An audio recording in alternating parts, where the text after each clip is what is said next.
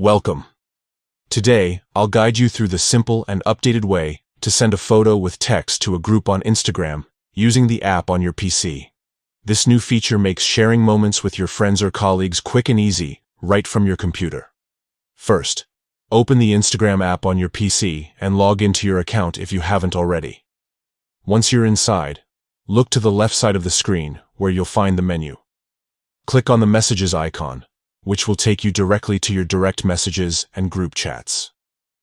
Next, scroll through your conversations and find the group you want to send a photo to. Click on that group to open the chat window. At the bottom of the message bar, you will see a small photo icon. Click on this icon to start adding your photo. A File Explorer window will pop up, allowing you to browse your computer for the image you want to share.